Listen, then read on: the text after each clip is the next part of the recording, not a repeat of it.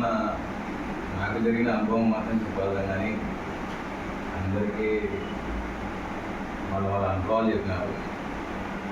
నేను 10th క్లాస్లో ఉన్నప్పుడు ఫెయిల్ అయిన తర్వాత ఏం చేయాలా ఏం కదా అని ఆలోచిస్తున్నాగా మా బ్రదర్ ఉండి టీవీ మెకానిక్ దగ్గర ఫ్యూచర్ ఉంటుంది అన్న.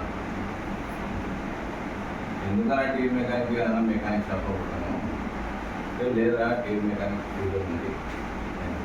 కరోనా ఫ్యూచర్ మొత్తం ఎలక్ట్రానిక్సే. చిన్న మోటార్ ఫీల్డ్ అంతా చేంజ్ అవుతుంది. టీవీ మెకానిక్ జాయిన్గా దాని తర్వాత 3 months తర్వాత మళ్ళీ ఎగ్జామ్స్ రాశాను. దాంట్లో కూడా ఫెయిల్ అయినా కాన్సెప్ట్. అది 1.5 years కంటిన్యూ చేస్తున్నాను.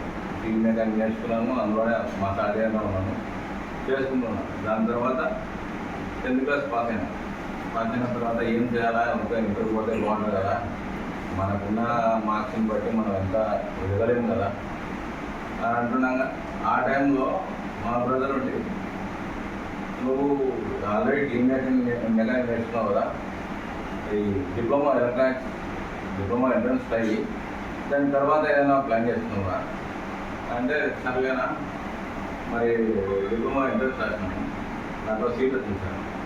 సీట్ వస్తే వద్దులే, మనం ఇంగ్లీష్ మీడియం ఎక్కడ పోలేము, అంతంత దూరం అంటే మనకి ఇబ్బంది, అంతంత మనం కట్టుకోలేము అదే అంటే, లేదులే మనం ముందుకు పోదాం, చదువుదాం కష్టపడి.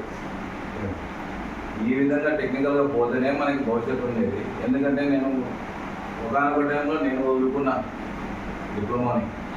టెక్నికల్ ఎడ్యుకేషన్ ద్వారా నేను ముందుకు పోయింది, నేను ఒక స్థాయిలో ఉంటుంది. కానీ నీ ద్వారా అది నేను నెరవేర్చుకుంటాను.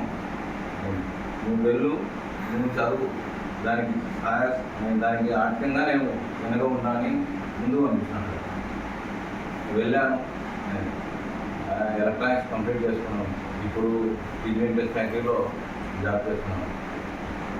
నాకు సహకారం అందించిన వ్యక్తి మందిరెడ్డి గారు, ప్రెసిడెంట్, మా బ్రదర్ సార్.